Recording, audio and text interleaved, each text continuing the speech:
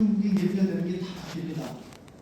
자, 지금까지 국내 이동통신 3사가 이동통신 서비스가 되다 보면 지금 보시는 것처럼 도로 옆에 산에 건물 위에 기지가 있어야지 무슨 통신이 되겠죠. 자, 우리가 점점 세대수가 올라갈수록 1세대부터 5세대까지 했습니다만 앞으로 6세대가 되어지면 기지국이 더 많이 필요합니다. 자, 지금의 서비스 방법이라면 그렇게 해서 이 기지국을 통해서 지금 4세대, 5세대 이동통신 서비스가 연결되고 있는데요. 대한민국도 마찬가지죠. 조심권에 가면 5G가 뜨죠. 차량을 가지고 고속도로 갈 때는 LTE가 뜨죠. 4세대. 속도 차이가 납니다. 하지만 이 기지국을 통해서 우리는 서비스를 하고 있습니다만 대한민국에도 상담 제가 보여드릴게요. 자, 대한민국은 디지털 강국이라고 해야죠. 전 세계에서 가장 커버리지가 높습니다. 우리나라에서는 핸드폰을 들고 전국에 어딜 가더라도 80% 지역에서는 핸드폰이 연결이 됩니다. 나머지 20%만 엄령 지역이에요. 산골, 성가, 해변, 바닷가에 나가면 통신이 되지 않겠죠. 근데 80%는 다 기지국 되는데요. 이유는 기지국이 약 30만 개가 넘거든요. 우리나라 2,000원 땅덩어리예요. 자, 지금은 이동통신 3사가 예전에는 각 통신사가 기지국을 따로 했잖아요. 근데 이제 이 환경 파괴가 되고 자원 낭비가 되니까 정부 주도하에 통신 3사가 서로 자기 거로 해서 통합이 되어져서 서로 연결해서 마음껏 속료만 비용 정산합니다. 그래서 30만 개로 80%의 커버리지가 있습니다만 전 세계는 어떻게 될까? 지구에 자, 오늘 처음 오신 분들 한번 상상을 해볼까요? 우리나라는 핸드폰을 들어가면 80% 정도 통화가 되는데 전 세계에서는 몇 프로 정도가 통화가 가능할까요? 10%밖에 되지 않습니다. 자, 이유는 여러분 잘 아시는 것처럼 지구의 70%는 바다고요. 나머지는 상당 우주다 보니까 기준으로 못 걷죠. 그러다 보니까 기준이 없으니까 통화가 당연히 안 됩니다. 자, 앞으로 지금 이 기술을 지상에 있는 지상 기준을 계속 꽂아서 커버리지를 넓히려고 그러면 자, 우리나라는 조금만 더 꽂으면 될 것 같아요. 땅이 좁으니까. 근데 중국, 러시아, 아프리카 밀림, 미국, 캐나다 넓은 땅 때문에 기준을 몇 개에서 되겠습니까? 적어도 수천만 개에서 되는데 자연 파괴, 환경 낭비 다 되죠. 근데 이거를 특별한 한 사람이 시대를 바꿔줬습니다. 여러분 잘 아시는 일론 머스크죠. 자, 이분이 갖고 있는 스페이스X의 우선 발사체를 통해서요 위성 기술을 지구 밖에다 쏘아올렸습니다. 자, 이걸 통해서 전 세계가 각 나라보다 쓰던 지상 기술을 버리고 전 세계 지구 밖에 있는 위성 기술을 통해서 전 세계가 연결되는 시스템을 아이디어를 낸 거죠. 자, 그래서 이분이 지구에서 가장 경제 부자입니다. 종환장자로요. 하나로 하면 1,500조 가까이 되겠죠. 자, 1인 하나의 민간 기업이 1,500조 자산 갖고 있다. 어마무시한 거죠. 자, 여기에 계시는 아마 많은 분들이 수시 투자하실 텐데요. 우리나라의 정시에 올라와 있는 기업들이 코스닥 구성이 한 3,000개가 됩니다. 자, 이 정시에 있는 모든 기업 그 정시 가치가 보면 한 7,000조 정도 된다고 얘기해요. 우리나라에 3,000개 기업들의 기업 가치가. 근데 이 한 사람이 1,500조라고 그러면 약 20% 차지하는 거잖아. 그리고 우리나라 규모가 정말 작은 겁니다. 그죠? 근데 어쨌든 이분은 앞으로 더 엄청난 부자가 될 겁니다. 참고자를 보여드릴게요. 이분이 쏘올린 지구 밖에 기지국이 지금 현재 11,000개가 있습니다. 자, 이 11,000개의 기지국이 지구 밖에서 주파수가 내려오니까 연결 안 된 데가 있을까요? 없을까요? 태평양 한가운데서도 오지선에서도 위성 주파수를 해서 인터넷이 되겠죠? 자, 실제 있습니다. 그런데 그렇기 때문에 이제는 하늘에서 꼭대기 필요 없습니다. 그리고 커버리지가 전 세계 10%밖에 되지 않던 커버리지가 이제 100% 아프리카 초년대 연결이 안 된다는 얘기가 되겠죠. 자, 우리는 국내 아직은 이렇게 잘 모릅니다. 하지만 벌써 시대가 그렇게 많이 있는 상태고요. 자, 앞으로 3, 4년 후인 2030년도가 되면 이 기지국 수가 42,000까지 쏘올립니다. 자, 이렇게 되면 전 세계는 굉장히 빠른 속도로 연결이 다 됩니다. 지금 현재는요, 이 위성기지국을 통해서 약 우리나라의 4세대 이동통신 정도의 속도로 무선 인터넷 연결됩니다. 하지만 2030년도가 되면 41,000개가 되면 지금 5세대가 아닌 6세대 이동통신으로 연결이 된대요. 그리고 속도가 얼마 정도 되냐? 지금 5세대보다 50배에서 100배가 더 빨라져서 갑니다. 엄청난 기술 속도가 되겠죠. 눈박도 한 번 이상이 아니라 정말 시공을 초월하는 그런 속도가 될 건데요. 자, 이렇게 되면 이런 얘기를 보십니다. 지금 현재 이게 글로벌 환경의 위상 인터넷 서비스 환경이고요. 자, 2023년도에 일론 머스크의 스타링크 코리아가 한국에서 법인설립을 했습니다. 그렇게 해서 작년도 연말에 정확하게 허가가 되고 대한민국도 위성 인터넷을 통해서 각 가정의 기업의 초고속 인터넷을 지금 유통을 하고 있습니다. 자, 우리가 잘 알다시피 각 가정이나 사무실에 인터넷 올라오면 어떻게 돼요? KT의 광개벽이 깔려야 되잖아.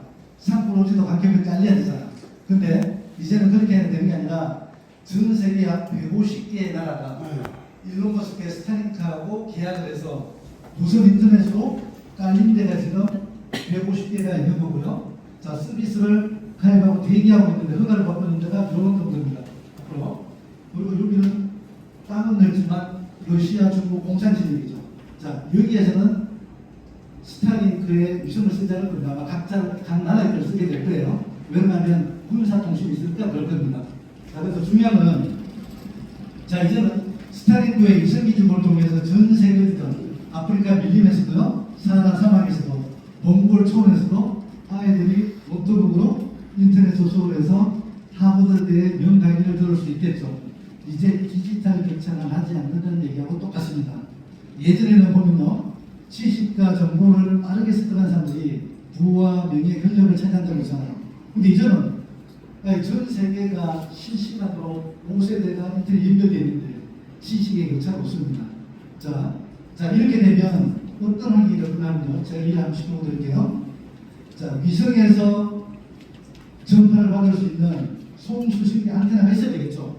자, 이 송수신기 안테나가 가정실에 있는지, 배 안에 설치가 되는지, 내지는 여러분들 차에 설치가 되는지, 비행기에 설치가 되면 위성 기지국의 주파수 받는 송수신기가 있으면 어떻게 돼요? 어디에서든 이동하면서 초고속 인터넷 연결이 끊어지지 않는다는 얘기가 되겠죠. 이 얘기는 앞으로 비행기 안에서도 넷플릭스 영화를 볼 수 있고요, 비행기 안에서도 유튜브를 볼 수 있다는 얘기가 똑같겠죠. 지금 현재 보면 우리가 얘기까지 못 보잖아요.